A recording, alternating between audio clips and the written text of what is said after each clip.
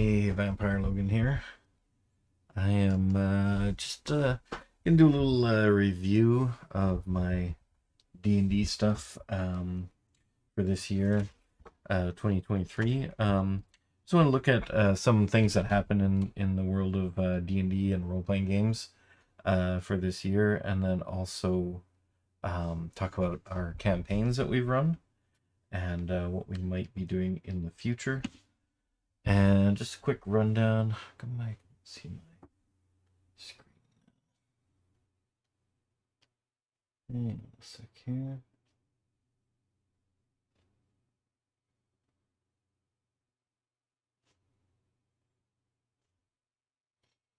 It's working a second ago.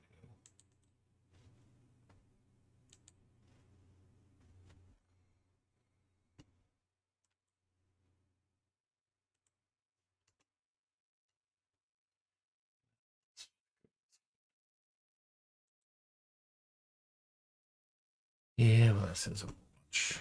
Let's change background to a different thing.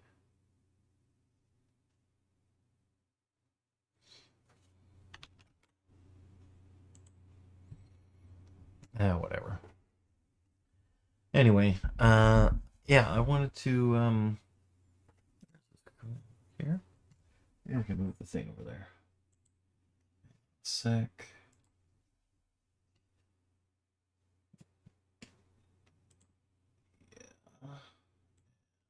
Yeah. It's changed again. Let's see if that works. Looks like you can see something. Green. So yeah, I been looking at what's been going on in D&D this year, and couple so I did this for my Overwatch as well, just what's going on in Overwatch, but the year in review. So I did the um things that I think are kind of blows to the hobby, and then hits, things that were hits this year. And I think for D&D, the major blows were obviously the OGL scandal that happened around the beginning of last year. If you aren't aware, that was say Blizzard, the D&D company, Hasbro and WotC, basically have been planning for years that um, this year is going to be the year they want to kind of take over and re-monetize D&D in a new way and try to make it everything digital. And so one of the efforts they made towards that goal was to change the OGL. So this is the open gaming license that other companies have used to make products for D&D. And they wanted to change it so that those people had to pay them for the privilege of doing that, and also change it so they had to, and granted it was all only the like top income earning ones, and they also wanted to change it so it wasn't necessarily those publishers would have full control over their content. And this was a big deal to a lot of D&D third party companies that were already existing, including big ones like Critical Role and Pathfinder. Paizo. They were pretty upset about this, and there was a big backlash against, I guess, WotC and Hasbro for doing this. And so a lot of the companies that were previously using the OGL to make content started looking at alternatives to that license. And so some of them got together. I think Paizo was leading this one, which is the Pathfinder company. They came out with their own license called Orc, which can be used for any RPG, not just D&D, and any system. And they are converting their systems to use this license. But after these companies had all kind of had their anger moments and started making other plans, D&D came back and kind of started to walk back their initial statement. And so they started by saying that they were gonna like maybe not do that, and but the trust had been broken, and so a lot of the other publishers are continuing with what they're doing, so that they're not dependent on D&D anymore. But D&D did one thing to try and show gain some trust back, and put the whole 5.1 SRD, which is all the 5e rolls that were already out there in the OGL for free for people to use. Um, and the terms of that license were pretty open, but they put them onto Creative Commons, and so now anyone can get them, and they can't take them back from there. So D&D kind of made a good um, thing happen with that, so that lots of people can use it, use the 5e rules, and make their own games and make their own systems and adventures and all kinds of things. So it's pretty good now for anybody who wasn't able to, like the small studios who aren't able to go out there and make their own license, or just didn't have the resources. So now anybody can use it and they can't take it back, which was one of the big problems. If they changed it and then continued along those lines, people still weren't sure they could trust them. So now that's in Creative Commons, it doesn't really matter because they can't remove it from there. And this is there's a lot of rules in there, some monsters and stuff. So it's pretty comprehensive what's in the SRD. In fact, if you just want to play D&D and you don't mind reading from a PDF, actually it's not even PDF form, I think it's a text-based format. If you don't mind that, it's actually, you can play D&D for free by just getting that document and following the rules in there. It doesn't have a lot of the stuff that's in the books that are proprietary to the systems of D&D, like certain monsters and settings. Forgotten Realms is obviously not in there. So anything that's basically an IP that's owned by WotC is not in there. But a lot of things like monsters and spells and rules and feats and all the stuff that you need to basically run D&D, all the classes and subclasses, or not all the subclasses, but some of the subclasses are all in there. And that's what a lot of the other third-party VTTs use to build their basic functionality that they can use for D&D. So I think there's a lot of stuff that went wrong with that plan, but the end result turned out better. And so I think that now that everybody can use it, and even if they do make their own licenses, they can still make new stuff for D&D, or they can make their own game systems based on it, or they can make completely different game systems and share that stuff with the creator community, and the community can make more stuff, modules and whatnot for those new game systems. So that was kind of a big blow to D&D, but it turned out well for the community. Another blow, which wasn't really D&D related, but it just shows the poor management going on at WotC and Hasbro. And the other thing was they somebody had some magic cards they weren't supposed to have. A set was sent to them accidentally, and they sent out, instead of just sending a request to this person saying, hey, you got something in error, can you please send it back, and then just seeing if they do that, they, as their first attempt to retrieve them, sent out Pinkertons to retrieve these cards. And if you didn't know, Pinkertons are kind of like, sort of like hired investigators or thugs that can go out and intimidate people, and they've been involved in quite a long history of intimidating people and running things in the Old West, even as far back as the Old West. If you've seen Deadwood, you might have seen them mention the Pinkertons. Really good series, by the way. I recommend it. They sent these Pinkertons out to like basically threaten this guy who was just there with his wife, and they came into the house and threatened them and made his wife cry. It's like, why? Why, WotC? Why did you do that? Why didn't you just ask the guy first? and it's just weird. Why do they have access to Pinkertons? Like, what does WotC need thugs for, or investigators or whatnot? So it's a really weird thing that happened. Not related to DD, but kind of related.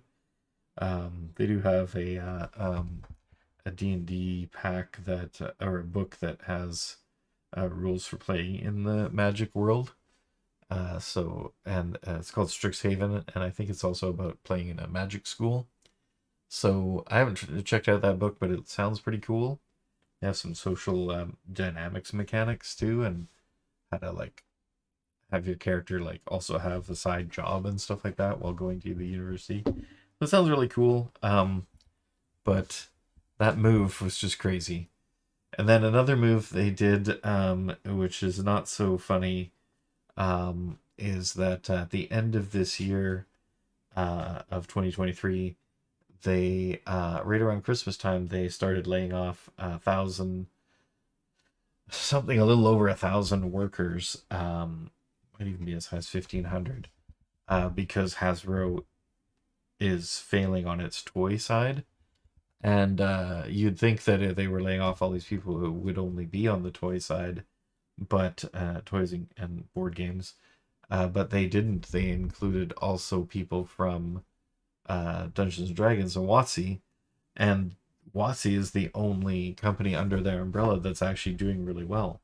So, but yet they still fired some people who were well known and well loved celebrities for them. So very strange, but typical of their attitude lately. So, and this is just at the end of the year. So this is after things are starting to calm down about the Pinkertons and the OGL scandal.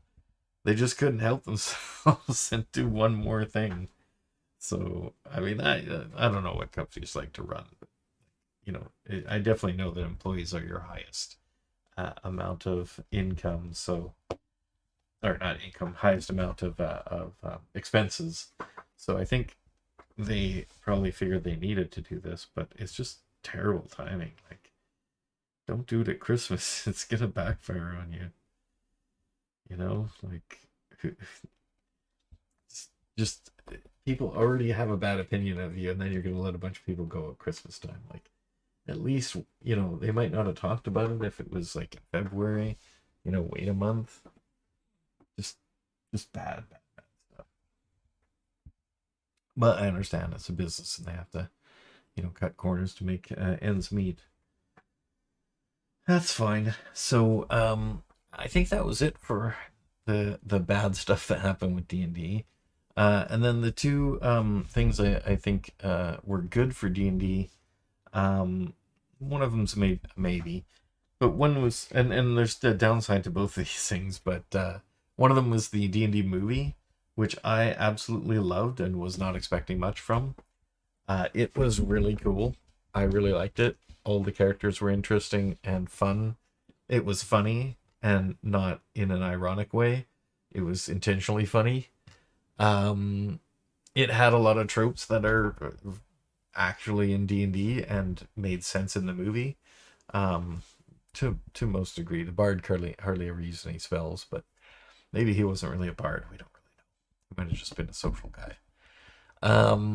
But yeah, I found that really a really good movie, and it didn't really do that well at the box office. So I think a lot of D&D fans that knew about the OGL scandal were kind of boycotting it. I think that's really silly because it has nothing to do with the OGL.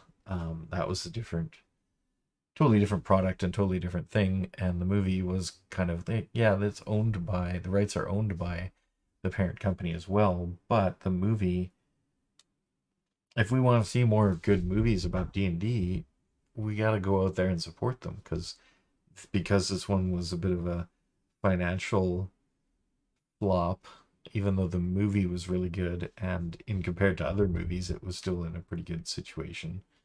I think it might have broken even, but yeah, I think they if that movie doesn't get like looks like to them that it won't make D&D won't make good money as a movie franchise, which, it's the first one. If people saw that and they liked it, if you make another one, more people might come out and see the next one. So, although sequels tend to be not as good as the original. So I don't know. I don't know. Maybe it won't be a good thing. But I really hope they make another movie because I really want to see those characters again, and I really like the movie. And then the last thing was the changes that are coming closer and closer now for D&D 2024. They're going to be releasing the new version of the game.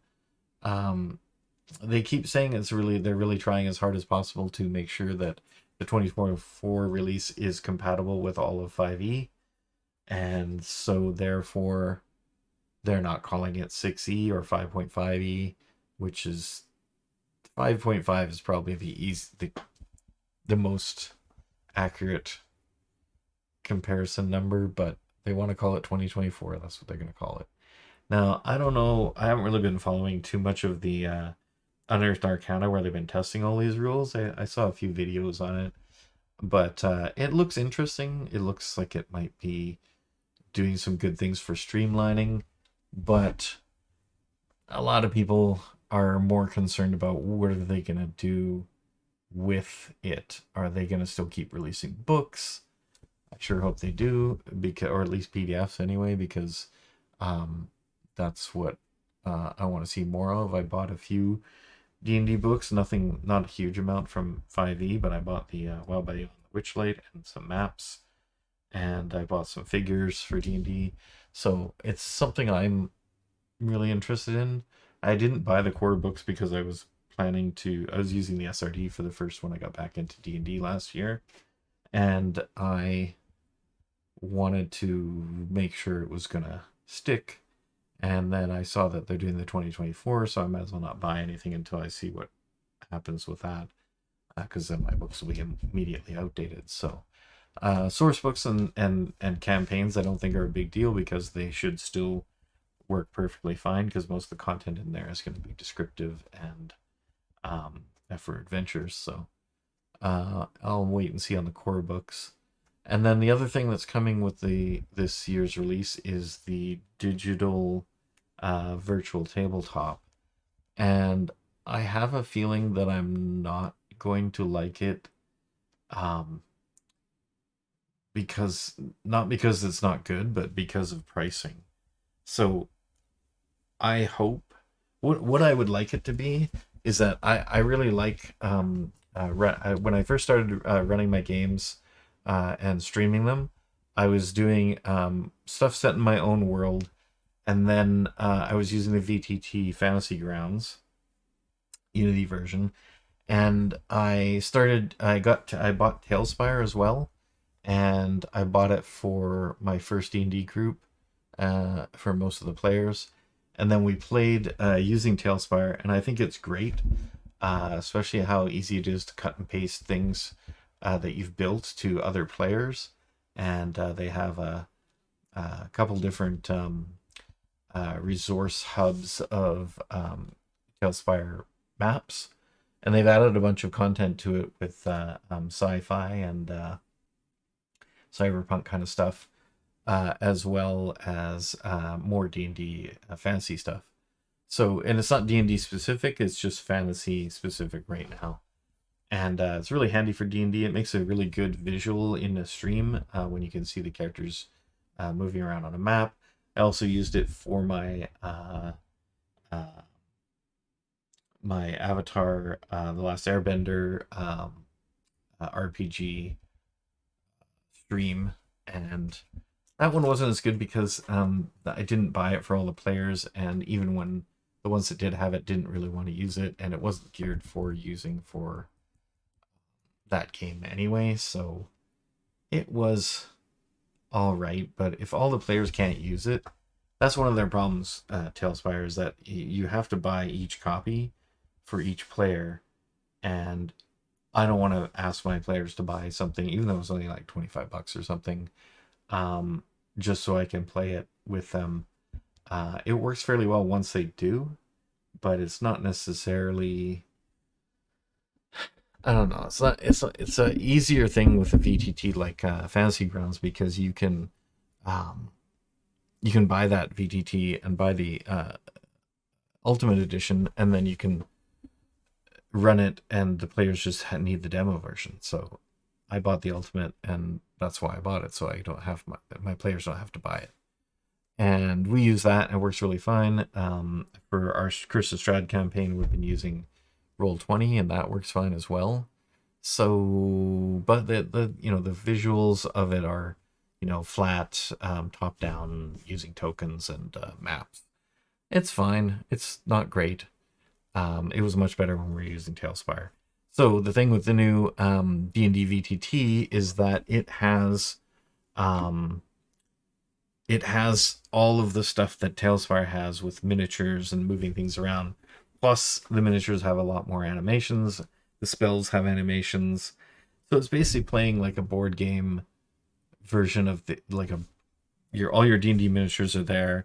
There's stuff I think for building your own scenarios, but I'm not sure how good that is. I think their intention is to sell you packs of stuff. So like a module would be built in that system, and then you'd buy it and you'd have all 3D models that are needed for it already set up and gridded. I think that will be nice because it's tied into D&D Beyond, so you'll have all your stuff in one place and be able to play the whole game through there. That sounds cool. I don't want to pay a huge amount of money for that though, and I don't want to play a subscription. That's why I went with the VTT Fantasy Grounds, because I paid for it once and now I own it forever. If they do a new version, that might be different, but I bought that version. I can use it until they make a new one, and I want to switch to it. But the problem with using a VTT like that is it has a lot of great features that you can customize it. It works with a whole bunch of other games other than D&D, and it is pretty good with its like automation of the D&D rules and other games rules. Dice rolling is great in it. It does a lot of stuff for you. It has like secret areas that you can't see. It has some fog of war type stuff that you can use. So it's really heavily featured, but it doesn't have a 3D component like Tailspire. And so when I was running it, I would use that for the combat tracker, the VTT for the combat tracker, and the dice rolling and stuff. And then I'd use the Tailspire in another window for the movement and miniature placement, even though that one also has dice rolling. And then I'd use D&D Beyond for the character sheets. So then I'd have to export the D&D Beyond character sheets, put them into the Fantasy Grounds VTT, and the importer that was available for that is not catching everything, especially as they've been changing D&D Beyond. So it was great that I could use all those tools, and each one was kind of unique and had its own advantages and disadvantages, but it would be nice to have everything in one tool. That's what D&D supposedly is going to be providing, but you're going to have to pay a fair bit for that. I've already paid for everything I wanted. I already bought multiple copies of Tailspire. I bought VTT for Fantasy Grounds. I don't have to pay anything more. I don't need a subscription fee. I don't even subscribe to D&D Beyond, so I have my 6 characters in there, and I'm probably going to delete one if I want to ever add another one. So it's fine for that. It's funny that D&D Beyond was already working on its own kind of VTT. They already had a combat tracker and dice rolling and stuff like that. And then they just recently added a map tool that basically is the last feature of a VTT that you would need. So we could have just been using D&D Beyond, which, because it's all online, it's in same as Roll20. So we could have just been using that if it had been available. So it just was recently released. I don't know how good it is. I haven't tried it because I already have one that I prefer. So that's what's happening in 2024. I am not sure what I think that's going to be, if it's going to be good or not. It looks pretty good from the demos I've seen, but it also, all the demos I've seen have still been just the one adventure. So I have a feeling it may be a good vertical slice, but it probably doesn't have a lot of content at this point. So that was my review of 2023. I'm just going to talk about the campaigns I ran in 2023 that go back into 2022 a little bit. We started in 2022. My friend Jesse said he wanted to run this game. It was about some kind of time loop where you're stuck in repeating the same day, kind of like Groundhog Day. He called it Shattered, and we ran that starting last year in the after the summer, and it was pretty awesome. And we ran it through into 2023, and it finished up, I think, of 27 episodes or something like that. So you can go and watch that on my channel. It's Vampire Logan with an I on YouTube, and there'll be links in this when I publish this up to YouTube, so you probably already know where it is from there. But yeah, if you're looking in my, if you're on Twitch right now looking, you can see it on the links I have in my Twitch profile. So yeah, we ran that Shattered campaign. It finished up. It was really cool. It had a great ending. Jesse's a really good adventure writer and DM, and he has a very meticulous style that especially which was for this time loop thing had to be that way, and it went so well.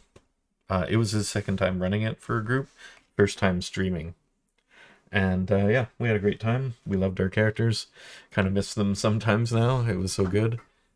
And then we decided to we didn't take much of a break, and then Jesse wanted to also run um, Curse of Strahd, the new 5e version, and he had some changes he wanted to make to it from what he remembered of playing it when he was a kid in I think second edition. And so we started that one. I think in in the spring, I think it was that we started that. In between those two campaigns, I did a little bit of Wild Beyond the Witchlight with a couple different groups. Those kind of just ended up being whenever we have a break from the main campaign. Strahd's the main campaign, and so we're Shattered. So we did a little bit of that, and it was fun, and I really like the adventure. I would love to finish that off with one of the groups. I think one of the groups is probably not coming back to it, so the same group that we're playing Shattered and Strahd with, we're playing in the Wild Beyond the Witchlight one. So we hopefully will get some more chance to play that. Maybe we'll take a break after Strahd and finish it off, or maybe we'll just find another day. Although it seems like Tuesday is the only day, so. Yeah, and one other campaign I did, which was from the summer of the previous year before we started Shattered. I had run one shot that was basically 3 episodes called The Red Vampire Inn. And this one we had talked about before running Strahd that we might want to turn it into a campaign. So we did another session, or possibly 2 sessions of this one, and it turned it into a bit of a starting of a campaign. So these characters have inherited this vampire themed inn. They defeated the vampire that was in there, and then actually defeated it because it wasn't actually defeated the first time. And then they took over the inn, and the location of it is pretty interesting, and they haven't really explored around there yet. So the campaign for that could turn into some interesting stuff. It's set in my homebrew D&D world, so I really like it and want to continue that one. Then yeah, so when I believe Strahd is probably going to finish up this year, in the early part of the year, so maybe by the spring. We are on episode 27, I believe, and it's looking like it could go another 10 episodes at most, maybe a little bit more.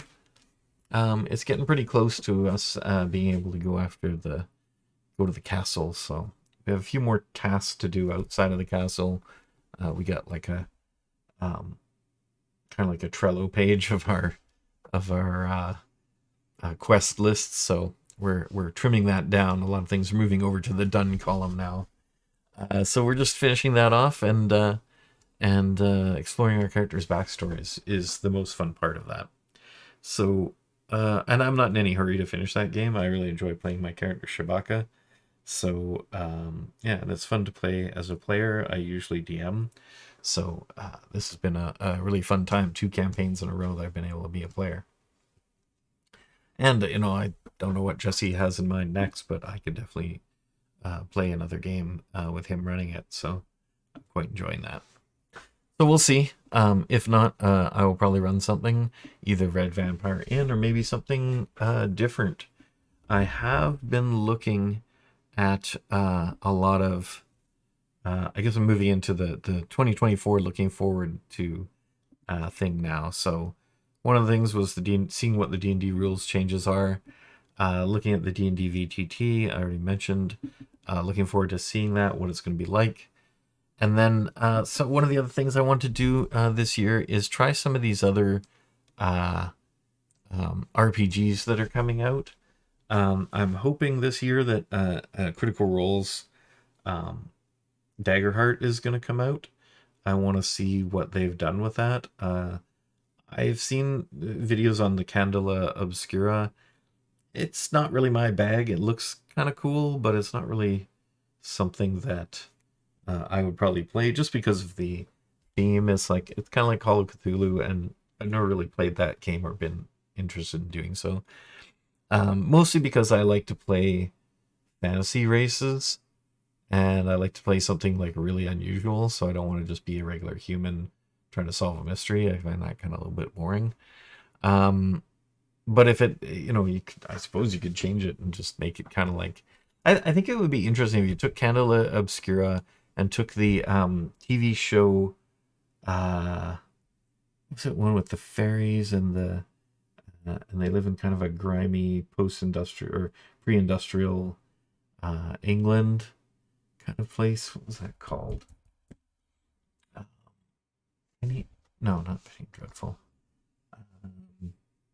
Anyway, it'll come to me later. But yeah, if you combine it with that, where there are these fantasy races in a world where there's a lot of magic in that world, but there is a lot of sort of burgeoning technology and that kind of thing. That could be kind of cool. And what else did I want? I really want to see what happens with MCDM's role playing game. That one sounds the most like what the kind of things I like to play, and I feel like it's the one that has the most chance of being a replacement for D&D or an alternative to D&D if you don't like what Wizards of the Coast or Hasbro is doing with D&D. It looks like he just wants basically the same experience as D&D of heroic fantasy kind of superheroes with tactical, gritty kind of combat mechanics. And from everything I've watched MCDM for years, for everything I've seen that he's done, I love it. I love everything that he does in all his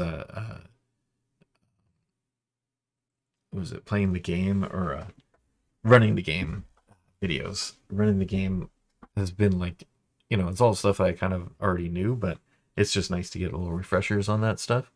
And there's some new stuff. I'm not like perfect or anything. He's got a lot of ideas that most of the stuff I agree with and most of the stuff I've used before. There's been a few things I've learned. I really want to get my hands on his new game and test it out, because that's the one. And I missed the Kickstarter. I was like kicking myself, or BackerKit or whatever. He just got $4 million on BackerKit for the role playing game, and I missed getting on it. However, it was basically I was going to get the 2 hardcover books and the PDFs, and that's it. So I wasn't getting any of the extras anyway. So when they come out, maybe I'll probably buy them. and then I can take my time and buy the book first, and then buy the monster book. Um, and I want to get at some point get his other books. One of the campaign ideas I had was, um, so I want to get the Strongholds and Followers book and the Kingdoms and Warfare, because I want to run a campaign where the players um, build or are already part of a kingdom that they are in charge of. And I'm not sure if that would be fun, but I feel like it would be fun. Um, so I want to see what's in those rules and see if that's something that could work. But it also depends on the players. I mean, if they don't, nobody's interested in that, then it wouldn't really work. But that could be cool. And then I've been looking back at some of the old RPGs that I have, and I have tried to run a couple different game systems before. I ran one time a Serenity role playing game adventure, and it was made up by me. But this is the Firefly TV show role playing game, and it was a pretty good system. It had a few flaws, but it wasn't like unplayable or anything like some Palladium games are. So I really enjoyed playing that, and I wanted to run it. I only got like maybe like 5 episodes in. I ran it like 3 times, and the farthest I ever got was about 5 episodes. So, or it, I would love to get back to that and run it again and have it actually complete. Um, Another game I have is Mutants and Masterminds. I think I actually have the rule set for that in Fantasy Grounds as well. I like superheroes. I'm really into Marvel mostly, but I think it would be really fun to play a superhero game. Um, the problem is that they tend not to have a lot of stuff for people who want to level up. Usually, you get a superhero and they just have their superpowers, so it doesn't change a lot. But there are ways you can deal with that, and different kinds of rewards and social rewards and stuff like that. So I've been curious to try that. I have already tried Powered by the Apocalypse type systems, like because I back the Avatar Legends of Avatar Legends, I think it's called. Yeah. Um, and I've played that game. I didn't much care for it. It was again hard to like figure out how to level characters up and how they get their abilities. It was pretty vague on a lot of points. So mechanics wise, I just felt it was too vague. I like a crunchy tactical game, and it wasn't at all geared towards doing that. It was more about, and I don't mind it telling a story, but I mean, I want the mechanics to be there for like the combat, and then the telling the story part usually is fine on its own. You don't really need a lot of rules for that. So that game was okay. I don't regret buying the Kickstarter, but I never did end up finishing the story that we had done in the core era with the detective agency and the sort of film noir feel to it.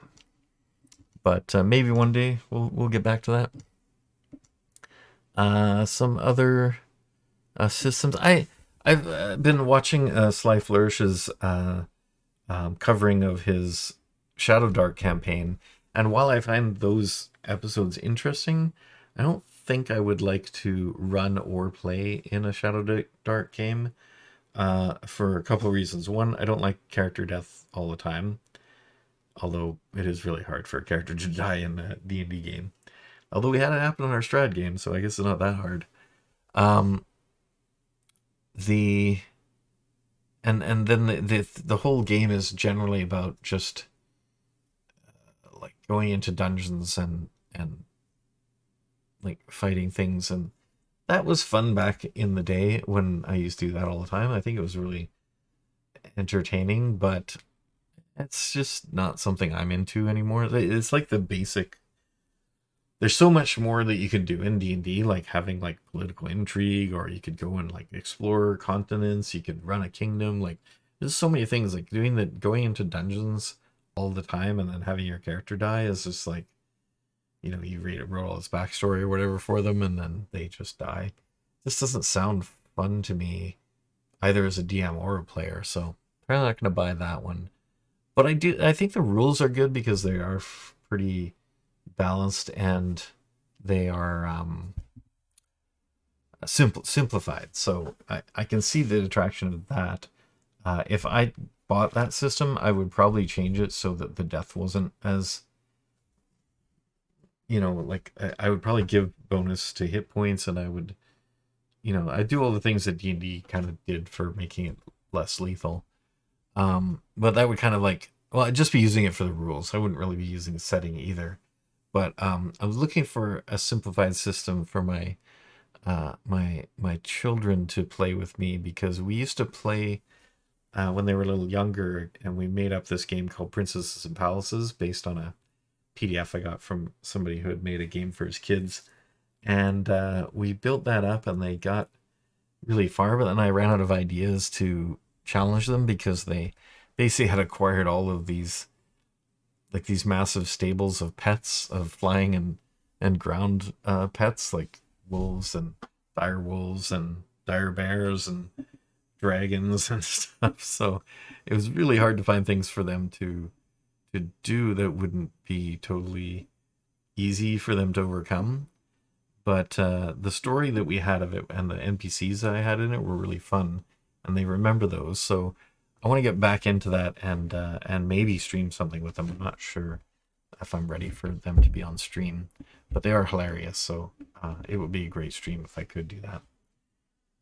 All right, so those are some of the things I think maybe I might want to do this year: new RPG or a new game system or one of my old ones.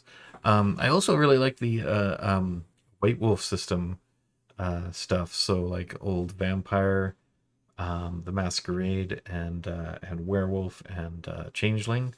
Those were all really cool, and those I've never played. I've only played Vampire as a sit-down game, Vampire and Werewolf as a sit-down game. I've also LARPed playing those games, but it would be interesting to run a game on one of those systems. Also, Mage is a really good one too. I have played a sit-down version of Mage. It was really fun, and Wraith as well. So, and I have all these games, like, and all of their expansion books from like 2 boxes of these books. So I have all the stuff I need. It's just spending the time to read them and use them. So that's, I think, all. Oh yeah, and then one more thing. I remembered that I liked a couple of games from Palladium Games, but not as they were. The Palladium game system is really wonky and hard to make work. But the Teenage Mutant Ninja Turtles role playing game and the Rifts role playing game came out of that game system, and the material for them was really cool. The gameplay and the mechanics and stuff are terrible, but someone has made a conversion of Rifts to Savage Worlds. And I remember playing the Savage Worlds system, and it was pretty basic, but very similar to the Serenity role-playing game. So I think that game might be fun because I really like the Rifts world and Ninja Turtles and After the Bomb expansion pack to that. So those could be really cool if they can be brought into one of my VTTs and played with the group. I don't know if anybody would be into it, but it'd be kind of fun to try. I don't know if they've done it for Teenage Mutant Ninja Turtles. I would love to see a good system for that game, because playing as a mutant animal in modern day world was really fun when I played it back in high school. So I think it would translate well to now if the rule system was better. And actually, the Palladium system wasn't too bad for that game, because it's great for a system where they're in like a regular, like just regular physical combat, like martial arts and stuff. It was fine for that, but when it got into like higher power levels with the rift stuff and the mega damage armor, it fell apart. and it was very weak, and it was very obvious how weak it was and unbalanced. So yeah, that would be another one I would want to try out. And I also have a ton of ideas for D&D campaigns, so it's really hard to decide what to play next. But we got a little bit of time to figure that out before Curse of Strahd ends. So we'll just wait and see. Maybe I'll write out some plans and some ideas for that and show them on another stream. Okay, that's it. That's my review, and looking forward to 2024. I think it's going to be a good year. I'm hoping things in the world will calm down this year, one way or another. So it looks grim out there, but I'm hoping that this year is going to be the year where things go back to normal, or at least some semblance of normal. And last year was starting to maybe do that, but still a lot of problems. So yeah, let's have 2024 be a big year and have everybody get back to normal and start caring about each other more, and just making the world a better place. All right. On that note, I'm gonna take a short break here and switch over to Overwatch for Fun Day Monday. Coming up in a minute.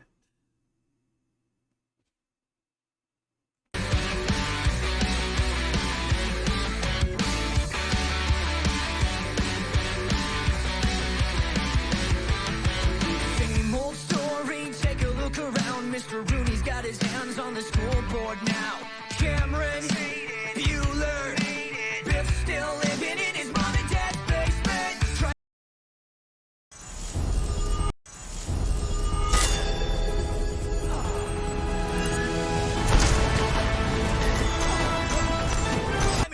She'll never be the prom queen. She's got one too many tattoos and a lip ring. She won't swim the mainstream, and it doesn't even matter. Everybody likes her better that way. She doesn't care what Brad Pitt is up to. She'd rather lose herself in her bright pink guitar. So far, she's a full-time cutie and a part-time rock star.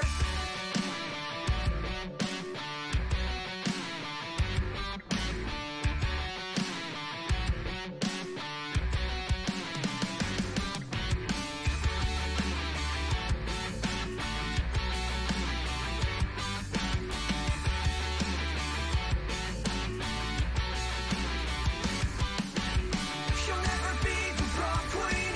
She's got one too many tattoos and a lip ring. She won't swim the mainstream, and it doesn't even matter. Everybody likes her better that way. She doesn't care what Brad Pitt is up to.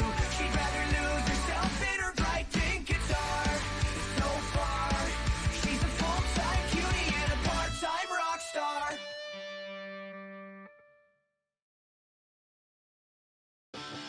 And it starts with the one thing that can lead to discovering you know exactly who you are.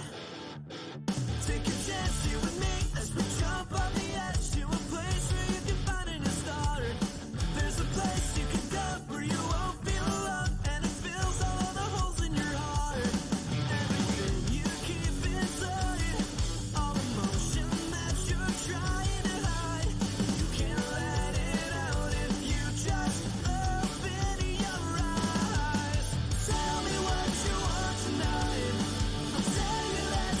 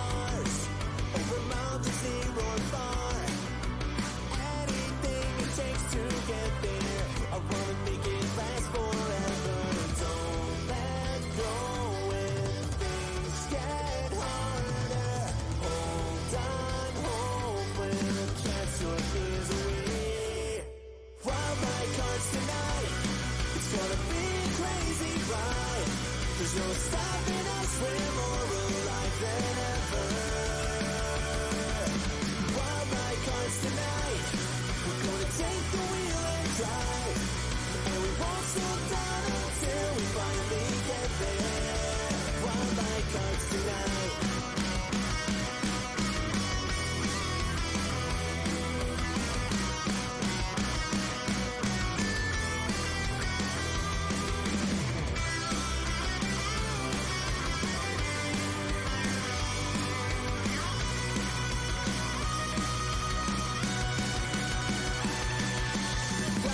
Cards tonight, it's gonna be a crazy ride. There's no stopping us, we're more alive than ever.